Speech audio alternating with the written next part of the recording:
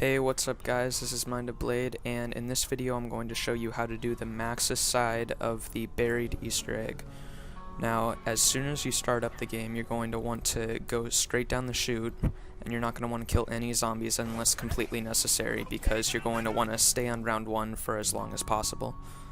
You don't want to progress through the rounds because it's going to be harder to fight zombies while trying to do the Easter egg at the same time. As soon as you go down there, you're going to want to head straight to the bank and open that up. You're going to want to take out as much money as you can. It's always good to have someone that has a ton of money in the bank because they can give you money, just as you saw right there. And then also, if you have a single last zombie left, you can make him a crawler. You can give Huckleberry or Leroy, whatever you want to call him, candy, and he will go and pick up the crawler as long as the crawler is the last one alive. And the crawler won't die in his hands either, which is really nice, so no one has to watch him.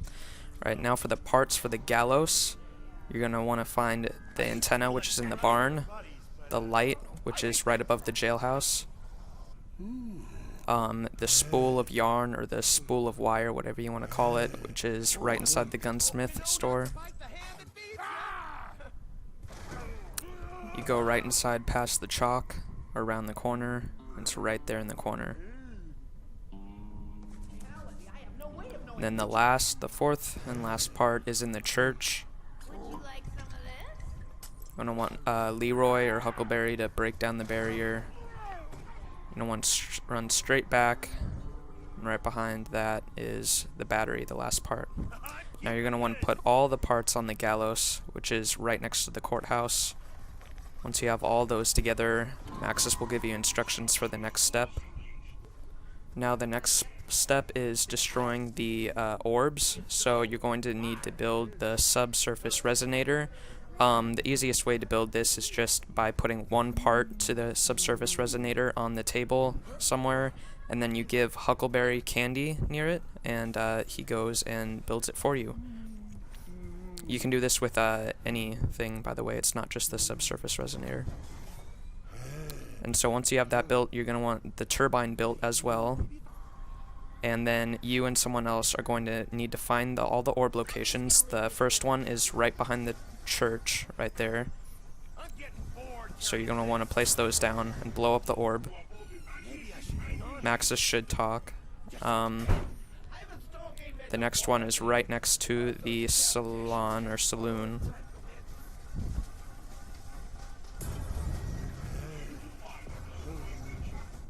The third spot is up in the tunnels, right above the saloon as well. And the fourth and final orb is right behind the haunted house, and to get to it you are going to need to go through the haunted house. So I suggest buying Jug, and then also buying Galvin Knuckles, and then emptying any remaining points you have in the bank, because the witch, just like all witches in life, she's going to take your money. So one more thing before you go into the house, you're going to want to have Huckleberry break the fountain right in front of the house right there. And then also before you go into the house, you are going to want to get all the parts for the Obelisk table. Parts for the Obelisk table are right behind the barn right there in this little spot right here. You can open a door or have Huckleberry break down a barrier. The radio's right there. The table will be right there. And then the electric box will be on the wall right there. Now when you go through the haunted house, you are going to have 3 people. It was only me and Kyle right here because we had already had the Obelisk table built, but you are going to want one person watching the zombie and then the other 3 people going through here. First, before you go into the teleporter, you're going to want to break that last orb, which is right there besides the house. Then you're going to want to break the fountain right there. And once it's broken, it'll open a teleporter to get back to the spawn. Once you're back in spawn, you're going to want to go right over to the Obelisk table. We already had it built, but you're going to want to build it right there, and the meteor will already be up there. You are also going to want to insert the Die Rise nav card into that Obelisk table that you just built. You can come back and do that in a later game though, because it's not necessary to do it to get the achievement. Then, once you've destroyed all the orbs, you're going to want to find this floating lantern that is around the map somewhere. And you're going to want to pick it up. Once you've picked it up, it is going to need power, so you're going to want to get candy start a new round, get candy, and the person with the lantern is going to need to stand by Huckleberry. After he's fed candy, he'll go on a kill streak or whatever. He'll go retard ham. He'll start killing all of the zombies, and you want to stand by him, and you hear that little ding. That means that the lantern is gaining power, and once the ding stops, you know it has been fully powered.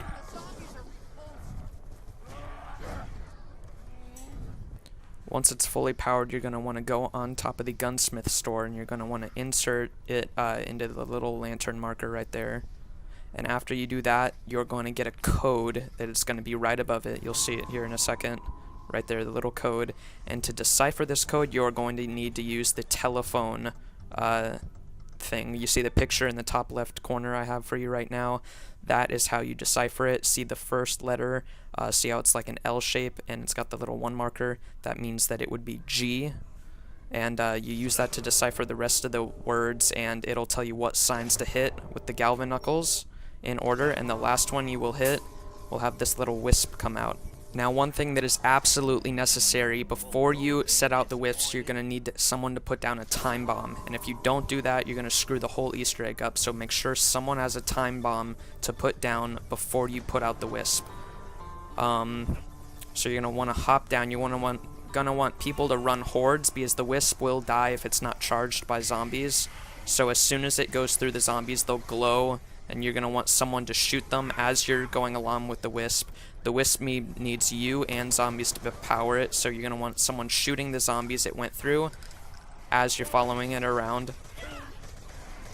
And so you're going to want to make sure to stay by the wisp, and it'll go all around the map, and eventually it'll go into the gallows. Once you've powered it, immediately after you've powered it, you're going to want the person with the time bomb to send you back in time. And if the wisp is powered correctly, you should the gallows should still be powered, even though you went back in time. So now you're going to want to do it one more time, because there's 2 lights on the gallows.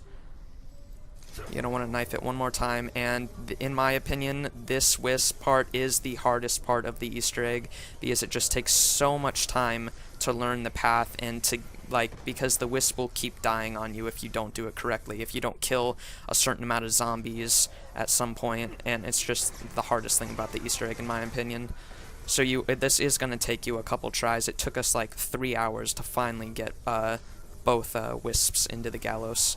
But once they're both in, both lights should be lighting up like that. And then after that is the bell part, and this part is a little tricky to get down. I'm showing you all the bell locations right here. There's 3 in the courthouse, 3 in the candy shop, and 3 in the barn.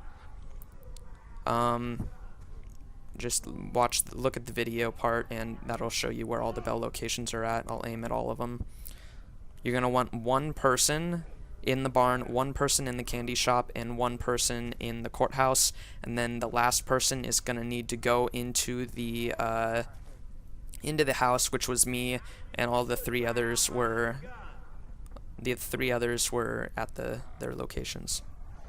So the person going into the house is going to want to buy Galvin knuckles and then deposit all of their money, because like I said before, witches are bitches and they're going to take your money. So it shouldn't be that hard if you have Jug and Galvin knuckles to kill the witches off.